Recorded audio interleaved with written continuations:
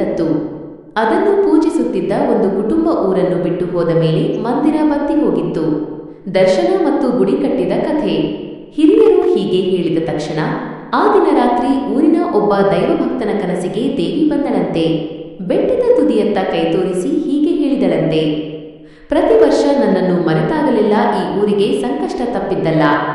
ಬೆಟ್ಟದ ಮೇಲೆ ಗುಡಿ ಇಲ್ಲದಿದ್ದರೂ ಬೆಟ್ಟದ ಕಲ್ಲು ಮಣ್ಣೇ ನಾನಾಗಿದ್ದೇನೆ. ಬೆಟ್ಟದ ಬುಡದಲ್ಲಿ ನನಗೆ ಗುಡಿ ಮಾಡಿ ಊರಿಗೆ ನೀವೇ ರಕ್ಷಣೆ ಕೊಡಿ.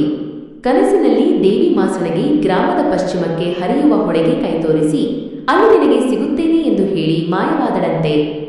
ಮರುದಿನ ಊರೆಲ್ಲ ಸೇರಿ ಆ ಭಕ್ತನು ಕನಸಿನಲ್ಲಿ ಕಂಡ ಜಾಗದಲ್ಲಿ ಉತ್ಸಾಹದಿಂದ ಹುಡುಕಾಟ ಶುರು ಮಾಡಿದರು.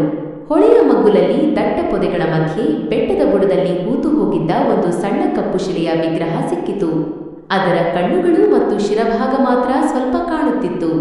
ಅದನ್ನು ಮೇಲೆತ್ತಿ ನೋಡಿದಾಗ ಅದು ಶತಮಾನಗಳ ಹಿಂದೆ ಕಣ್ಮರೆಯಾಗಿದ್ದ ಮಾಸಣಗಿ ದುರ್ಗಾದೇವಿ ಎಂದು ಹಿರಿಯರಿಗೆ ಮನದಟ್ಟಾಯಿತು. ಕೂಡಲೇ ಗ್ರಾಮದವರೆಲ್ಲರೂ ಒಟ್ಟಾಗಿ ಆ ಹೊಳೆಯ ದಂಡೆಯ ಮೇಲೆಯೇ ಬೆಟ್ಟದ ದಾರಿಯಲ್ಲಿ ಒಂದು ಪುಟ್ಟ ಗುಡಿ ಕಟ್ಟಿದರು. ಆ ದಿನವೇ ವೈಭವದಿಂದ ದುರ್ಗಾದೇವಿನ ಶಿಲಾಮೂರ್ತಿಯನ್ನು ಪ್ರತಿಷ್ಠಾಪಿಸಿದರು. ದೇವಿ ನೆಲೆಸಿದಳು. ಕಷ್ಟ ಪರಿಹಾರ ಮತ್ತು ದೇವಿಯ ಆಶೀರ್ವಾದ. ಅದೇ ವರ್ಷ ಮಳೆಗಾಲ ಬಂತು. ಆದರೆ ಈ ಬಾರಿ ಯಾವುದೇ ದುರಂತ ರೋಗವಾಗಲಿ ಗೋವುಗಳ ಅಕಾಲ ಮರಣವಾಗಲಿ ಸಂಭವಿಸಲಿಲ್ಲ. ಊರಿನ ವಾತಾವರಣವೇ ಶುದ್ಧವಾದಂತೆ ಭಾಸವಾಯಿತು. ಜನರು ಭಯಬಿಟ್ಟು ಹೊಸದಾಗಿ ನಿರ್ಮಿಸಿದ ಮಾಸಣಗಿ ದುರ್ಗಾದೇವಿ ದೇವಸ್ಥಾನಕ್ಕೆ ಪ್ರತಿದಿನ ಹೋಗಿ ದೀಪ ಹಚ್ಚಿ ನಮಸ್ಕಾರ ಮಾಡಿದರು. ಅಂದಿನಿಂದ ಆ ದೇವಿಗೆ ರೋಗ ಪರಿಹಾರಕಿ ಎಂಬ ಹೆಸರು ಬಂತು. ಬೆಟ್ಟದ ಮುಟ್ಟಿಯಲ್ಲಿದ್ದ ದೇವಿ ಈಗ ಊರಿನ ಬುಡದಲ್ಲಿ ನೆಲೆಸಿ ಇಡೀ 16 ಗ್ರಾಮಗಳ ಗಡಿಯಾಚೆಗೂ ರಕ್ಷಕಿಯಾಗಿ ನಿಂತಳು.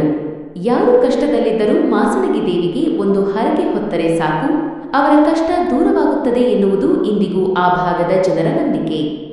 ಈ ಕಥೆ ನಿಮಗೆ ಇಷ್ಟವಾಯಿತೆ? ಅಥವಾ ನೀವು ಹೇಳಿದಂತೆ ಇದನ್ನು ಇನ್ನೂ